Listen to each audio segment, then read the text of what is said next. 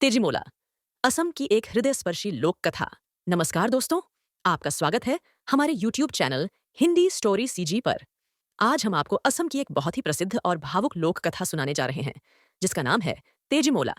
यह कहानी असम की सांस्कृतिक धरोहर का एक महत्वपूर्ण हिस्सा है, जो लक्ष्मीनाथ बेजबरुआ द्वारा संकलित बुरही अय्यर साधु दादी माँ की कहानियाची में शामिल है। यह कथा सौतेली माँ की क्रूरता, मासूम बेटी की पीड़ा, प्रकृति की शक्ति और अंत में न्याय की जीत की कहानी है। कहानी में जादुई परिवर्तन के माध्यम से जीवन, मृत्यु और पुनर्जन्म की थीम बुनी गई है, जो असम की कृषि आधारित जीवन शैली और प्रकृति से गहरे जुड़ाव को दर्शाती है। चलिए शुरू करते हैं इस रोचक और भावनापूर्ण कहानी को। पुराने समय की बात है, जब असम की हरी भरी घाटियां और नदियों से घिरे गांवों में जीवन सरल लेकिन कठिन था। असम के एक छोटे से गांव में, जो ब्रह्मपुत्र नदी के किनारे बसा था, एक धनी व्यापारी रहता था। उसका नाम था गोविंद।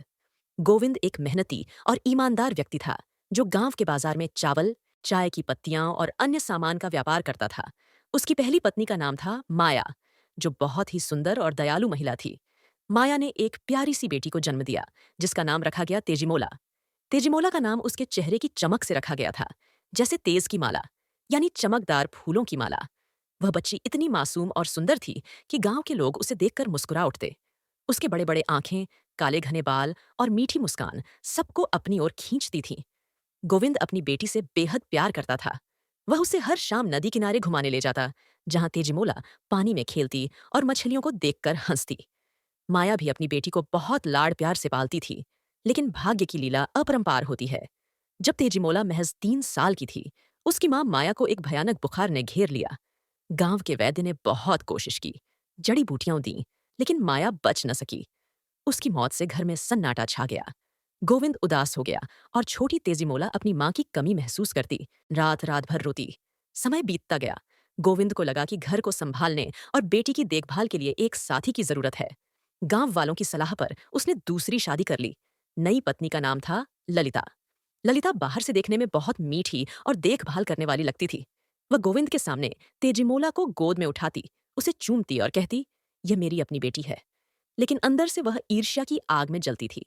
ललिता को लगता था कि तेजिमोला की वजह से गोविंद का सारा प्यार बंट जाता है और भविष्य में संपत्ति भी तेजिमोला को मिलेगी। वह तेजिमोला से नफरत करती थी, लेकिन गोविंद के सामने अपना असली रूप नहीं दिखाती। शादी के कुछ महीनों बाद ललिता ने एक बेटी को जन्म दिया, जिसका नाम रखा गया सुमति। अब ललिता का सारा ध्यान अपनी बेटी पर था। वह तेजिमोला को घर के कोने में रखती, उसे पुराने कपड़े पहनाती और खाने में सिर्फ बासी चावल देती। गोविंद जब घर पर होता तो ललिता तेजिमोला से अच्छा व्यवहार करती, लेकिन जैसे ही वह व्यापार के लिए बाहर जाता, ललिता का असली रूप निकल आता। वह तेजिमोला को डांटती, मारती और कहती, तू मेरे घर में बोझ है, तेरी वजह से मेरी जिंदगी खराब हो रही है। तेजिमोला अब 5 साल की हो चुकी थी। वह बहुत समझदार थी। वह अपनी सौतेली माँ की क्रूरता सहती, लेकिन कभी शिकायत नहीं करती। वह जानती थी कि पिता को दुख होगा। हर सुबह वह उठती, घर साफ करती, पानी भरती और खाना बनाती। गांव की औरतें तेजिमोला को देखकर तरस खाती और कहती, बेचारी इतनी छोटी उम्र में कितना काम करती है। लेकिन ललिता उन्हें चुप करा देती। तेजिमोला की जिंदगी अब दुखों से भरी थी। वह रात को अपनी माँ को याद करके रोती और सोचती, माँ, तुम क्यों चली गई? अगर तुम होती तो यह सब न होता। एक दिन गोविंद को एक लंबी व्यापारिक यात्रा पर जाना पड़ा। वह बोहाग बिहू के समय गांव से दूर चाय के बागानों में सामान बेचने जा रहा था। जाने से पहले उसने ललिता से कहा, ललिता, तेजिमोला की देखभाल करना, वह अभी छोटी है। ललिता ने मुस्कुराकर कहा, जी, आप चिंता न करें, वह मेरी अपनी बेटी जैसी है। गोविंद चला गया। अब ललिता के लिए मौका था। वह तेजिमोला पर और ज्यादा अत्याचार करने लगी। वह उसे भूखा रखती, ठंडे पानी से नहलाती और कहती, तू मेरे घर की दुश्मन है, तेरी वजह से मेरी सुमति को कम प्यार मिलता है। एक शाम ललिता ने तेजिमोला को बुलाया और कहा, तेजिमोला, आज धान कूटना है, जाकर ढेकी पर काम शुरू कर। ढेकी असम की पारंपरिक लकड़ी की मशीन है, जिसमें भारी लकड़ी का हिस्सा ऊपर नीचे करके धान कूटा जाता है। यह काम बहुत कठिन होता है और छोटी बच्ची के लिए तो असंभव। तेजिमोला ने कहा, माँ, मैं छोटी हूं, यह काम नहीं कर पाऊंगी। लेकिन ललिता ने डांटा, चुप कर वही जो मैं कह रही हूं, नहीं तो आज रात खाना नहीं मिलेगा। तेजिमोला डरकर ढेकी के पास गई। वह धान डालकर कूटने लगी। उसके छोटे हाथ थक रहे थे, लेकिन वह कोशिश करती रही। ललिता पीछे से देख रही थी। अचानक उसने एक शैतानी योजना बनाई। वह चुपके से ढेकी के भारी हिस्से को पकड़ी और तेजिमोला के हाथ पर गिरा दिया। तेजिमोला की चीख निकली, आह, माँ, दर्द हो रहा है। उसके हाथ कुचल गए, खून बहने लगा। लेकिन ललिता नहीं रुकी। उसने फिर से ढेकी चलाई और तेजीमोला के पूरे शरीर पर गिरा दिया। तेजीमोला दर्द से तड़प उठी। उसके नन्हे शरीर की हड्डियां टूट गईं और वह बेहोश हो गई। ललिता ने देखा कि तेजीमोला मर चुकी है। उसका दिल नहीं पसीजा। वह सोचती रही कि अब कोई बोझ नहीं। रात हो गई। ललिता ने तेजीमोला के शव को घर के पीछे बगीचे में एक गड्ढा खोदकर गाड़ दिया। ऊपर से मिट्टी डालकर समतल कर दिया ताकि कोई शक न करे। अगले दिन जब पड़ोसी पूछने आए कि तेजीमोला कहाँ है, तो ललिता ने कहा वह अपनी सहेली के घर खेलने गई है, शाम तक आएगी। गांव वाले मान गए। लेकिन तेजीमोला की सहेलियां पूछती रहीं और ललिता झूठ बोलती रही। कुछ दिनों बाद जहां तेजीमोला को गाढ़ा गया था, वहां एक छोटी सी बेल उग आई। बेल तेजी से बढ़ी और उस पर एक बड़ा सा लौका, बोतल गॉड, लग गया। लौका इतना हरा भरा और चमकदार था कि गांव वाले हैरान थे। एक दिन एक बूढ़ी औरत जो गांव में भिखारिन थी, बगीचे से गुजरी। उसने लौका देखा और सोचा कि इसे तोड़कर घर ले जाऊं, अच्छा सब्जी बनेगी। वह लौका तोड़ने लगी तो अचानक लौके से एक मीठी सी आवाज आई, ए बुढ़िया, मुझे मत तोड़ो, मैं तेजीमोला हूं। सौतेली माँ ने मुझे ढेकी से कूटकर मार डाला और यहीं गाड़ दिया। बुढ़िया डर से कांप गई। उसने लौका छोड़ दिया और भागकर गांव वालों को बताया। गांव वाले आए और आवाज सुनी। सब हैरान थे। खबर ललिता तक पहुंची। वह घबरा गई और बगीचे में आई। उसने लौका देखा और क्रोध में आकर पूरी बेल उखाड़ फेंकी। बेल के टुकड़ों को दूर जंगल में फेंक दिया ताकि कोई न देखे। लेकिन प्रकृति की लीला देखिए।